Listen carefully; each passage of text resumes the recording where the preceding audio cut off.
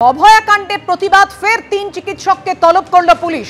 আশফাকুল্লাহ নাইয়া, দেবাশিস হালদার ও junior চিকিৎসক অর্ণব মুখোপাধ্যায়কে তলব পুলিশের। 3 চিকিৎসককে হার্টস্ট্রিট থানায় ডেকে পাঠালো পুলিশ। আমরা কথা বলবো, আমাদের সঙ্গে টেলিফোনে রয়েছেন আমাদের প্রতিনিধি ঝিলম করঞ্জাই। ঝিলম, জানাও নোটিশে ঠিক কি লেখা রয়েছে, কি কারণে ডেকে পাঠানো হলো? একদমই, যে 3 চিকিৎসককে ডেকে পাঠানো হয়েছে তারা প্রত্যেকে জুনিয়র ডাক্তার। তার মধ্যে আশফাকুল্লাহ নাইয়াকে 8 তারিখ হেয়ার স্ট্রিট থানায় ডেকে পাঠানো হয়েছে। যে গত বছর সেপ্টেম্বর এবং অক্টোবর মাসে যে আন্দোলন চলছিল সেই সময় একটা মামলার পরিপ্রেক্ষিতে তাকে 8 তারিখ ডেকে পাঠানো হয়েছে। এছাড়া দেবাশিস হালদার অন্যতম মুখ আন্দোলনের, তাকেও ডেকে পাঠানো হয়েছে 9 তারিখ এবং 11 তারিখ। 9 তারিখ একটি মামলার জন্য হেয়ার স্ট্রিট থানা এবং 11 তারিখ 3টি মামলার জন্য হেয়ার স্ট্রিট থানায় তাকে হাজিরা দিতে বলা হয়েছে। এবং তোমাকে এটাও জানিয়ে রাখবো যে অর্ণব মুখার্জি নামে আরো একজন জুনিয়র ডাক্তার, তাকে 6 তারিখ ডেকে পাঠানো হয়েছিল, অর্থাৎ গতকালের তারিখে। তিনি গতকাল যাননি, লিখিতভাবে তিনি জানিয়ে দিয়েছেন পুলিশকে যে তার কাজের জন্য তিনি যেতে পারবেন না, অন্য তারিখে তাকে দেওয়ার জন্য ডাক্তার সমন পাঠানোর জন্য বলে অনুরোধ করেছেন, তেমনটাই জানা যাচ্ছে। তবে এই যে 3 জন জুনিয়র ডাক্তারকে ডেকে পাঠানো হয়েছে তা নিয়ে চিকিৎসক সংগঠন পক্ষ থেকে আবার প্রতিবাদ জানানো হয়েছে এবং বলা হয়েছে যে এগুলো হ্যারাস করার জন্য এবং ভয় দেখানোর জন্য 1 বছর আগের কেস নিয়ে বারবার সমন দেওয়া হচ্ছে। এবং এই যে দেবাশিস হালদারের ক্ষেত্রে 2 দিনে 4টে কেসে ডেকে পাঠানো হয়েছে, এটাও এই হয়রানির একটি নামান্তর। ধন্যবাদ তোমায়। সবার নজর ছিল আজ এসএসসির পরীক্ষার দিকে। নির্বিঘ্নেই মিটল এসএসসির শিক্ষক নিয়োগের পরীক্ষা 9ম এবং 10ম শ্রেণীর জন্য। পরীক্ষা শেষে ওএমআর শিটের কার্বন কপি দেয়া হলো পরীক্ষার্থীদের। রাজ্য জুড়ে 636 কেন্দ্রে নির্বিঘ্নে মিটল পরীক্ষা।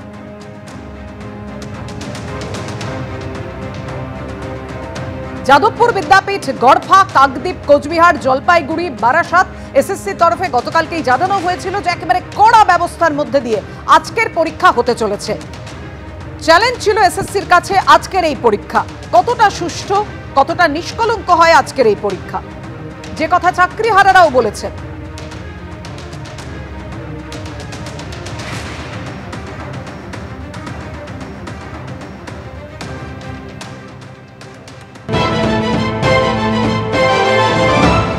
প্রথমবার পরীক্ষা দিয়েছেন, তারাই বলছেন পরীক্ষার প্রশ্ন সহজ। কেমন হলো?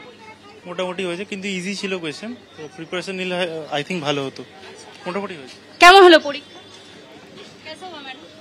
ठीक था मैडम। कहाँ से आए आप? हम रांची से हैं। रांची से।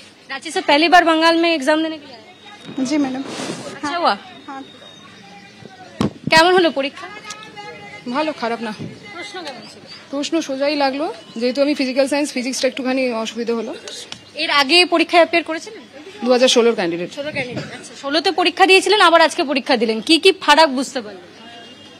মোটামুটি ঠিকই আছে, নিজেদেরকে একটুখানি আপডেট করতে হয়েছে, ব্যাস ওইটুকু। প্রশ্ন একই রকম। সেবার কি কোয়ালিফাই করেছিলেন? হ্যাঁ, চাকরি করছি এখন বর্তমানে। কোথায়, কোন স্কুলে চাকরি করছেন? আমি শৈলেন্দ্র সরকার বিদ্যালয়, শোভাবাজার। এই যে যারা পরীক্ষা দিয়ে বেরোচ্ছেন তাদের মধ্যে সিংহভাগ হচ্ছে যারা নতুন ফ্রেশ ক্যান্ডিডেট, তাদের সঙ্গে আবার পরীক্ষায় বসতে কিছু বলার নেই। সুপ্রিম কোর্ট যেখানে বলছে সেখানে তো রাজ্য সরকার দুর্নীতি করে বেড়াচ্ছে, আমাদেরকে মানে আমরাই শাস্তি পাচ্ছি, কিছু করার নেই। এসএসসির উপর ভরসা রয়েছে এবারে? একদমই নেই, একদমই নেই। দেখতেই পাচ্ছ যে পরীক্ষা দিয়ে যারা বেরোচ্ছেন তাদের মধ্যে নতুন প্রার্থী যেমন রয়েছেন, তার সঙ্গে যারা পুরনো অর্থাৎ 2016 সালে যারা পরীক্ষায় বসেছিলেন তারাও কিন্তু পরীক্ষা দিয়ে বেরোচ্ছেন। তুমি দেখতে পাচ্ছ এনকে পাল থেকে এই মুহূর্তে যারা পরীক্ষার্থী, যারা চাকরি প্রার্থী তারা বেরিয়ে আসছেন এবং পরীক্ষা প্রথম দফার যে 9ম 10মের পরীক্ষা তা কিন্তু সম্পন্ন হলো এবং যারা জেনারেল স্টুডেন্টস তারা বেরিয়ে আসছেন। হ্যাঁ, 2016 বসেছিলাম। 2016 পরে আবার 2025 পরীক্ষায় বসতে হলো এবং দেখতে পাচ্ছেন যে হাতেই নিজেই নিয়ে বেরিয়েছেন ওএমআর এর কার্বন কপি। কি মনে হয় এবারে একেবারে দুর্নীতিমুক্ত পরীক্ষা, নিষ্কলুষ পরীক্ষা এবং তার সঙ্গে যেভাবে স্বচ্ছ নিয়োগের দাবি আপনারা করেছেন সেটা হবে? এখন বুঝতে পারছি না, হতেও পারে, আবার কতটা পুরোটা মানে আমাদের মানে বিলিফ নেই সরকারের উপরে, পূর্ণ বিলিফ নেই, আস্থা নেই। এর উপর ভরসা করতে পারছেন না? হ্যাঁ, পুরোপুরি ভরসা করতে পারছি না, কিছুটা ভরসা করছি, একদম পুরোপুরি যে ভরসা করছি তবে কিছুটা, যেহেতু সুপ্রিম কোর্টে যারা এটা চালিত হচ্ছে পরীক্ষাটা, ভরসা অনেকটাই আছে আগের থেকে। এসএসসি পরীক্ষা নিল এবং আপনাদেরকে হাতে করে আপনারা ওএমআর শিটের যে কপি, কার্বন কপি, সেটা আপনি নিয়ে বেরোলেন। এরপরে যদি কোনো রকম দুর্নীতি সংঘটিত হয় তাহলে তো আপনি নিজের মামলা নিজেই করতে পারবেন। কি মনে হয় সেক্ষেত্রে একটা ট্রান্সপারেন্সি এলো, একটা ভরসার জায়গা তৈরি হলো? হ্যাঁ, অবশ্যই একটা ভরসার জায়গা তো অবশ্যই তৈরি হলো সেখানে।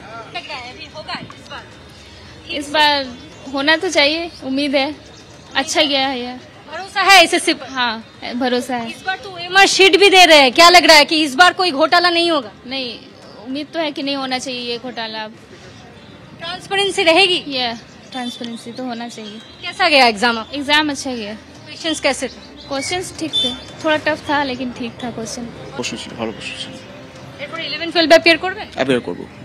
এবারে দেখা যাচ্ছে এই যে ওএমআর শিটের যে কার্বন কপি সেটাও দিয়ে দিচ্ছে, কতটা ট্রান্সপারেন্সি রাখলো এসএসসি এবং এই ট্রান্সপারেন্সির উপর আপনারা ভরসা রাখতে পারছেন? হ্যাঁ, এইটা তো এটা একটা ভালো স্টেপ, দেখা যাক এখন কি হয়। এরপরেও কি দুর্নীতি হওয়া সম্ভব বলে মনে হয়? কিছুই বলা যায় না, কিছুই বলা যায় না এখন। এইটা একটা খুব ভালো স্টেপ, এখন লেটস সি হোয়াট হ্যাপেন্স। এবার থেকে এসএসসির নতুন নিয়ম, কার্বন কপি সঙ্গে নিয়ে বেরোতে পারবেন।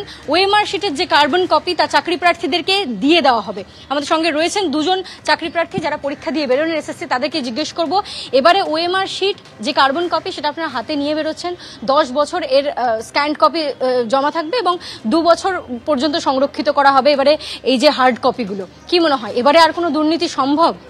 যতটা মনে হচ্ছে প্রসেসের স্বচ্ছতা বজায় থাকবে সেটাতে। তা আমাদের নিজের কাছেও যখন আছে আমরা নিজেরাও সেটা দেখতে পারবো, তো সেই বিষয়ে নিশ্চিত যে স্বচ্ছতা বজায় থাকবে। ট্রান্সপারেন্সি আপনাদের ওএমআর শিটের কার্বন কপি সঙ্গে করে দিয়ে দেওয়া হচ্ছে, কি মনে হয় এরপরে আর কোনো দুর্নীতি সম্ভব?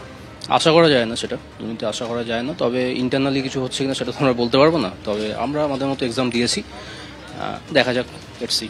এসএসসির উপর ভরসা রয়েছে, এরপরে কি স্বচ্ছ নিয়োগ হবে বলে মনে হচ্ছে? আমার তো এটা ফার্স্ট এক্সাম দিলাম, এবার আমার সেরকম এক্সপিরিয়েন্স নেই। তবে বিএড কমপ্লিট করার পর ওয়েট করেছি, 5 বছর হয়ে গেল, তো দিতে পারলাম আপাতত, এবার দেখা যাক। 5 বছর অপেক্ষা করেছেন, বছর বছর এসএসসি হয় না বলেই এই অপেক্ষা, এরপরে কি চান বছর বছর হোক?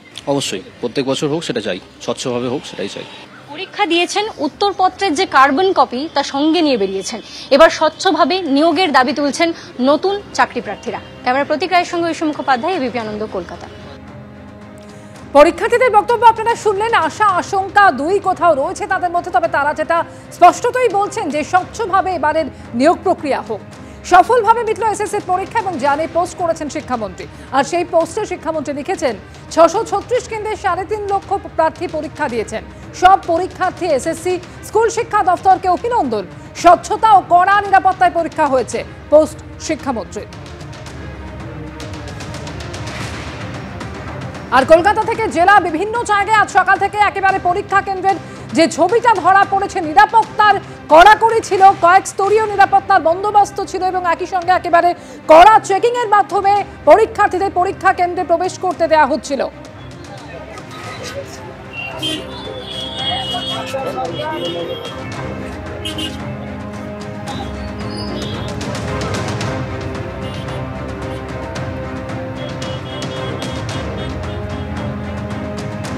আপনারা দেখেছেন বাংলা এসএসসি পরীক্ষায় ভিন রাজ্যের চাকরি প্রার্থীরা তারাও পরীক্ষায় বসেছেন। বিজেপিকে নিশানা করে এই নিয়ে পোস্ট করেছেন কুণাল ঘোষ। বাংলা এসএসসি পরীক্ষায় যোগী রাজ্য সহ ডাবল ইঞ্জিন সরকারের রাজ্যের কর্মপ্রার্থীরা, অনেকে বলছেন ওখানে চাকরি নেই, ঠিকমতো পরীক্ষা হয় না, তাই তারা এখানে পরীক্ষা দিতে এসেছেন। কি বুঝলেন? এখানে কেউ বলেনি বাংলার চাকরির পরীক্ষা শুধু বঙ্গবাসী দিতে পারবে, কেউ হয়রান করেনি, অপমান করেনি, বাধা দেয়নি। কিছু বুঝলেন? বিজেপিকে খোঁচা দিয়ে পোস্ট কুণাল ঘোষের।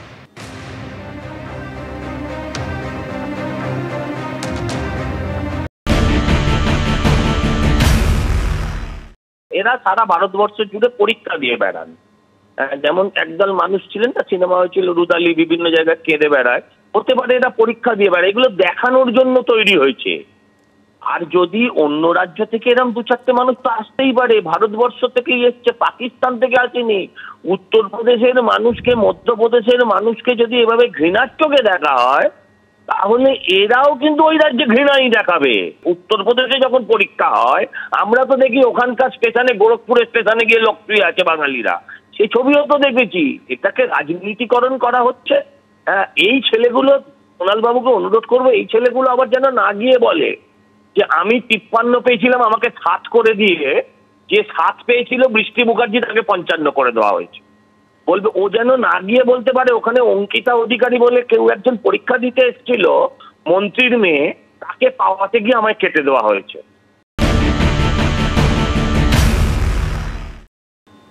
অভিনন্দন জানাচ্ছি।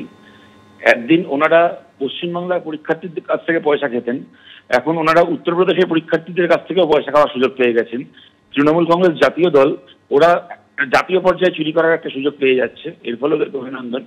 আর দেখো ঘটনাটা হচ্ছে উত্তরপ্রদেশে খুব নিয়মিত চাকরির পরীক্ষা হয় বা ওখানে খুব ভালো রিক্রুটমেন্ট হয়, এমপ্লয়মেন্ট হয়, এমন তো নয় ব্যাপারটা।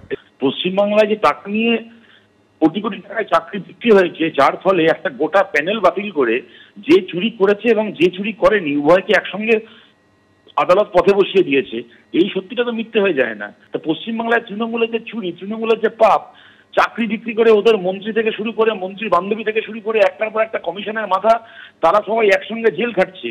এই যে বাস্তবতা, এইটাকে তো মিথ্যে করে দেওয়া যায় না। উত্তরপ্রদেশ থেকে যে পরীক্ষা দিতে এসছে সেটাকে দেখিয়ে উত্তরপ্রদেশের ছেলে মেয়েদেরও দেওয়ালে পিঠ থেকে গেছে, বোঝাই যাচ্ছে নিজের রাজ্যে চাকরি পাচ্ছে না, অন্য রাজ্যে চুরি হবে জেনেও সেখানে অসহায়ের মতো যাচ্ছে।